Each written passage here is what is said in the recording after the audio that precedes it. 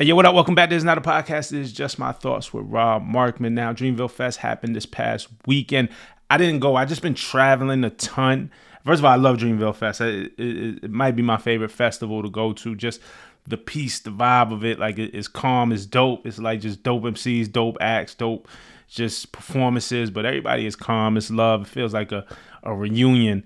In a lot of ways, you see people you haven't seen in a long time, man. So shout out to Dreamville. But I didn't go. I just been traveling a lot lately. Japan. I've been back and forth from LA. I needed a weekend at home just to work on some things here and get settled here in my personal life. So I chose not to go. But a lot of the fans from our monthly music club went. Quincy, Mike, RJ, Lights Out, man. They were keeping us updated through our Discord, during our community, our monthly music clubs here. We have our own Discord where we talk, so they were keeping us updated all weekend, and it's a cool group, man. We stream once a week, we talk hip-hop, we listen to albums together. It's like a book club for albums, and every week somebody new chooses an album and we all listen to it together and then come back and share our thoughts. So man, shout out to the whole fam, and especially the ones that went to Dreamville this week and kept us updated. But yeah, man, Dreamville went off this weekend. Lil Wayne and the Hot Boys and the Big Timers performed. 21 Savage, Luda, Party Next Door, Keisha Cole, Chief Keef, Ari Lennox, Boss, Ab-Soul, Wale, Coco Jones, Glorilla, J.I.D., Thames, Erykah Badu, of course, J. Cole, and there were others, man. But that was like the meat and potatoes of the lineup. Some people anticipated some new music from Cole, possibly a surprise drop or the fall off. But there was none of that. And, if you follow Cole throughout his blog, also he has his blog, he did allude that he's been working on the music, and he didn't give anything concrete in terms of a date or a time or anything like that. So Cole never actually promised us anything. But even with just the way he was alluding to it, it didn't sound like the fall off was immediate. I think a lot of that was like our hopes and dreams and wishes, and I think it would have been nice to maybe get a project that culminated into Dreamville, but it didn't happen. That didn't seem like the plans. A lot of times as fans, we put our own expectations on an artist of something that they didn't even intend. But still, from what I heard and the clips that I saw, it was a cool ass set, especially for Day One fans. I think that's how it was designed. Cole set up the stage to mimic Muhammad's crib. That was the guy that he rented a room from when he was in New York, going to St. John's as a student, and then after he graduated, he lived in Muhammad's crib, made a lot of songs there. If you listen to J. Cole's music and really dive into the lyrics, you know that part of the story because he's talked about it before. He talked about it on the Inevitable podcast, interviews, and stuff like that. Fun fact, first thing Cole did when he got money from his record deal was pay Muhammad back for all the times that he missed out on the rent. So really, really special person, special time, special place, I think, in Cole's career, a really central place. So he went down the discography, for what I understand, from like early mixtape to his actual hits, and you see kind of, he tells the story and you see the growth of Cole through the set list. So songs like Rags to Riches, Welcome, Grown Simba, Lights Please, Lost Ones. He did All I Want Is You. I love that verse. Salam Remy did the beat. The Miguel joint, All I Want Is You. Too Deep for the intro. Like, you get the picture, and he just runs down the list. And when it came down to do Workout, which of course was his big breakout single, he told the story, and he talked about the story of being in a hotel room and the importance of just leaving the door open and letting God in, just letting like magic happen. But being in the hotel room and listening to Kanye West's workout plan, he was, I think, in the bathroom, and it was playing like the laptop was on the bed or something.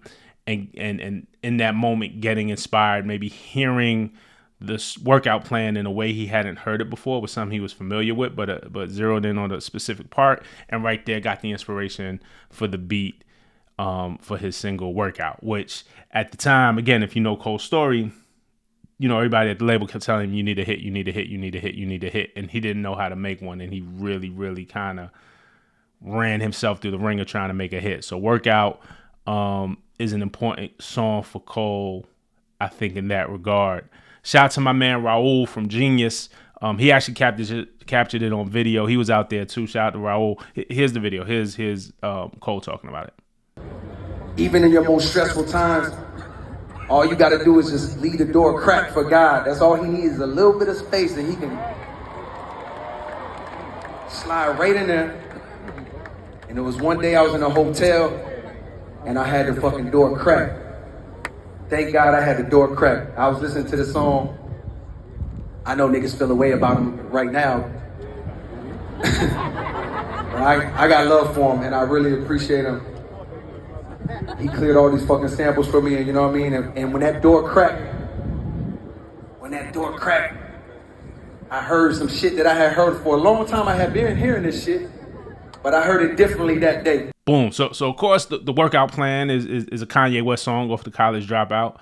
And so he's referencing Kanye here, right? I feel a way about him, but I got love for him. I really appreciate him. Cole could have kicked Kanye's back in right here. Because recently, first of all, and I've made a video talking about this after the Academics interview. I mean, Ye has been wilding. Like Ye has earned himself quite a bit of criticism, justified criticism. Like Ye has been on some other shit. But that's neither here nor there as it relates to Cole. Cole could have kicked his back in.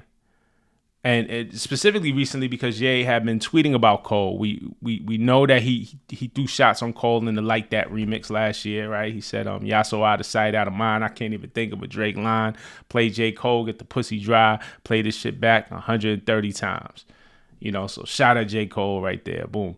Then he been tweeting, look at these tweets on the screen.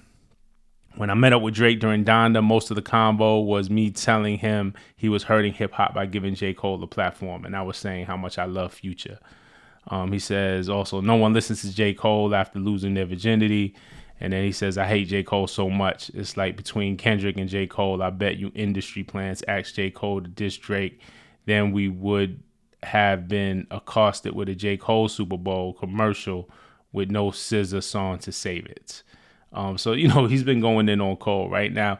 To Ye's credit, Cole did diss him in 2016 on False Prophets, right? Heavily criticized Ye, talking about his ego, talking about how Ye used to be a hero to Cole, but it's hard to watch him in this new era.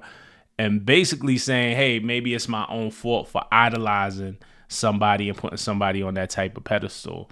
The record is a classic. Cole said what so many of us feel.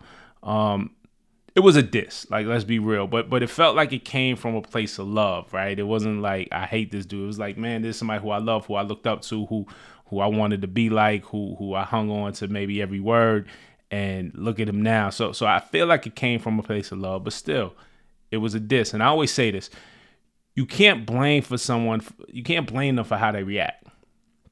I mean, maybe there are some reactions there are definitely some reactions that are too far, right? Let's be reasonable.